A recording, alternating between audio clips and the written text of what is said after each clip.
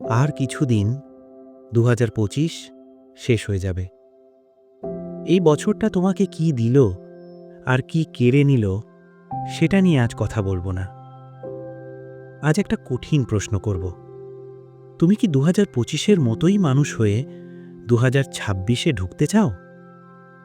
একই ভয়, একই দেরি, একই অজুহাত, একই স্বপ্ন যেগুলো কখনো শুরুই হয়নি? যদি তাই হয় তাহলে থামো, এই ভিডিওটা শেষ পর্যন্ত শোনো।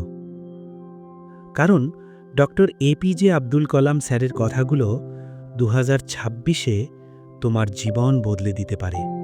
Dream is not what you see in sleep, dream is what doesn't let you sleep. Kalam sir বলছেন, স্বপ্ন মানে ঘুমের ভেতরের কল্পনা না। স্বপ্ন মানে এমন একটা আগুন যেটা তোমাকে রাতে ঘুমোতে দেয় না। ২০২৫-এ যদি তুমি শুধু সময় কাটিয়ে দাও, শুধু বাঁচো, কিন্তু কোনো বড় স্বপ্ন না রাখো, তাহলে ২০২৬ও ঠিক ২০২৫-এর মতোই চলে যাবে। স্বপ্ন ছাড়া মানুষ বাঁচে ঠিকই, কিন্তু এগোয় না। ২০২৬-এ ঢোকার আগে নিজেকে জিজ্ঞেস করো, আমি ঠিক কি হতে চাই? Small aim is a crime, doctor APJ Abdul Kalam. ছোট লক্ষ্য রাখা মানে নিজের ক্ষমতাকে ছোট করে দেখা। কালাম স্যার বলতেন, যে মানুষ নিজের লক্ষ্য ছোট রাখে সে আসলে নিজের জীবনকেই অপমান করে। ২০২৫-এ তুমি যদি শুধু কিছু একটা হলেই চলবে এই মানসিকতায় বেঁচে থাকো, তাহলে ২০২৬-এ কেউ তোমাকে গুরুত্ব দেবে না। বড় লক্ষ্য মানুষকে ভয় দেখায়, কিন্তু সেই ভয়ই মানুষকে শক্ত করে। Failure will never overtake me if my determination to succeed is strong enough. Kalam sir কখনো ব্যর্থতাকে ভয় পাননি। তিনি ভয় পেতেন একটাই জিনিসকে, হাল ছেড়ে দেওয়াকে। ২০২৫-এ তুমি হয়তো ব্যর্থ হয়েছ, ভেঙে পড়েছ, হতাশ হয়েছ, কিন্তু মনে রেখো, ব্যর্থতা তখনই জেতে যখন তুমি থেমে যাও। ২০২৬-এ যদি তুমি ব্যর্থতা নিয়ে এগিয়ে যাও, তাহলে একদিন সাফল্য বাধ্য হয়ে আসবেই।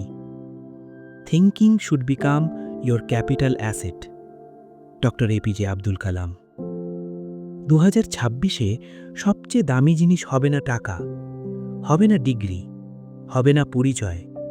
সবচেয়ে দামি জিনিস হবে তোমার চিন্তা করার ক্ষমতা।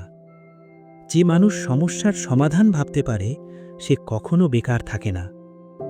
২০২৫-এ তুমি যদি শুধু অভিযোগ করো আর ২০২৬-এ যদি ভাবতে শুরু করো, তাহলেই তুমি অন্যদের থেকে আলাদা হয়ে যাবে। To succeed in your mission you must have single minded devotion to your goal. Kalam sir বলছেন, একটা লক্ষ্য নাও আর সেটার পেছনে পাগলের মতো লেগে থাকো। ২০২৬-এ সবচেয়ে বড় শত্রু হবে বিভ্রান্তি। সব কিছু একসাথে করতে গিয়ে তুমি কিছুই ঠিকভাবে করতে পারবে না। একটা পথ বেছে নাও, একটা স্কিল, একটা স্বপ্ন, আর সেটার পেছনে নিজেকে উৎসর্গ করো। You are born to achieve, not to surrender. এই কথাটা ২০২৬-এর জন্য সবচেয়ে গুরুত্বপূর্ণ। তুমি জন্মাওনি ভয় পেতে, অন্যদের মতো হতে, অজুহাত দিতে। তুমি জন্মেছ জেতার জন্য, নিজের জায়গা তৈরি করার জন্য, নিজের গল্প লেখার জন্য। ২০২৫ শেষ হচ্ছে।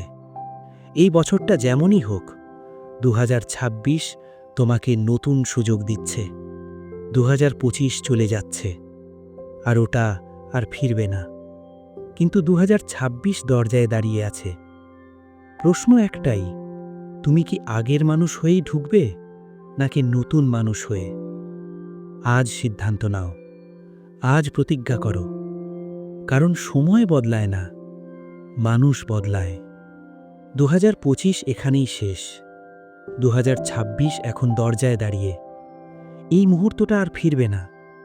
তাই নিজের কাছে আজ একটা প্রতিজ্ঞা করো। কমেন্টে লিখে দাও, ২০২৬ আমার বছর। এই এক লাইনের কমেন্ট তোমার ভেতরের ঘুমিয়ে থাকা শক্তিকে জাগিয়ে দেবে। আর যদি তুমি সত্যিই বদলাতে চাও, এখনই সাবস্ক্রাইব করো, কারণ 2026 অপেক্ষা করবে না, প্রস্তুত মানুষকেই বেছে নেবে।